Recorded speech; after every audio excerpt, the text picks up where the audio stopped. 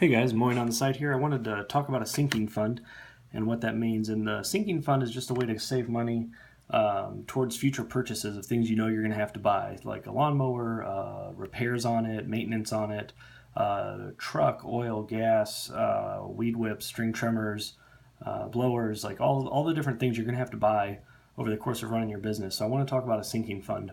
What I do on mine is every time I have 1 hour on my mowing meter, my hours meter on my mower, I'll put $20 aside in a savings account. Now, I use that not just for the mower, but I use it for all my equipment. Because typically, I find that if I run my mower for an hour, I run my other equipment for about an hour as well. So that's just what I've found to be true.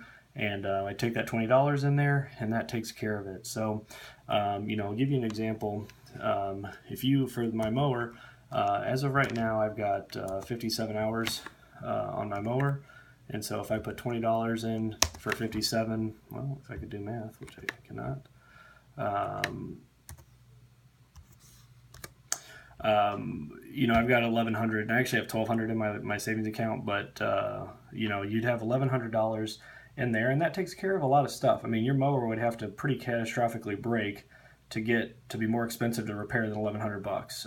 You can buy the best weed whip, the best backpack blower for $1,100. You can replace pretty much anything on your mower at that rate. Now, once let's run it out. If you go 100 hours, and let's go 250 hours, let's go 500, let's go 1,000. And if you stay consistent with that, it's going to be, again, fat finger at the keyboard here. This is what you'd be looking at. At 100 hours, you'd have $2,000 in there. At 250, you'd have $5,000. At 500, you'd have $10,000 in there. Now, if you're going to put 500 hours on your mower, you're probably going to be a bigger company than just somebody who's mowing on the side, somebody who's doing it nights and weekends. So you might not ever need to get to that point. My mower cost me $4,000. It was brand new. I got it for $4,000. So if I ever get to the point where I've got $5,000, $6,000, $7,000 in that account, I will probably lower that rate from $20 to maybe $8 or $10 or something like that, because for $5,000 I can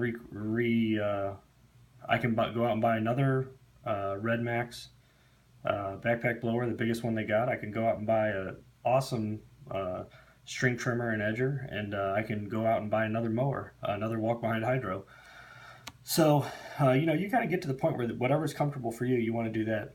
Let's talk sinking funds on the truck though.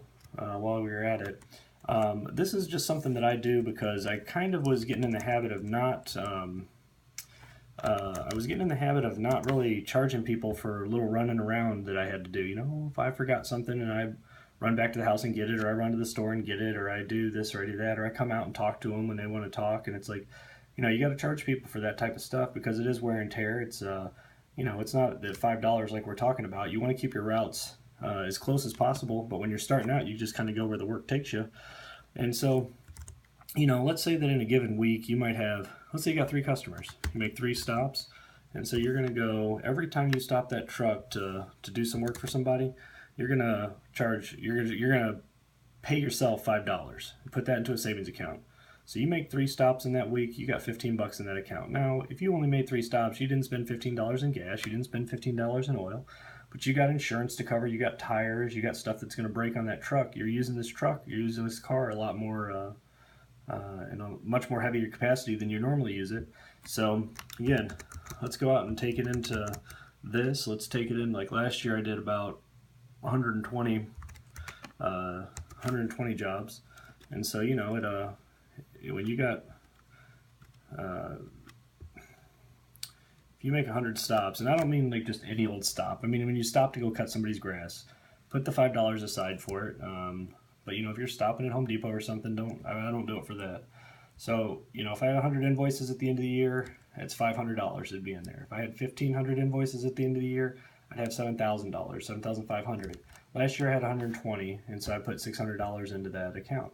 Now I had to do a little bit of work on my truck, and so that honestly ended up being about what it cost to fix my truck. And that's fine. Now, that's not all I claim, and I don't actually write this stuff off on my taxes. I still take the mileage deduction because the truck belongs to me. It doesn't belong to the corporation. And so, but this is just a way that you kind of have some money set aside when stuff goes wrong, that you can fix it without having to go into debt, without having to borrow money to do it. And also so you can fix it and you don't lose any clients because your truck was down for 2 weeks or 3 weeks or 4 weeks while you're scraping together the money. So that's how I handle sinking funds. Some people use them, some people don't. I use them just so that I have the money sitting there when it's needed. All right, guys, talk to you later. Bye.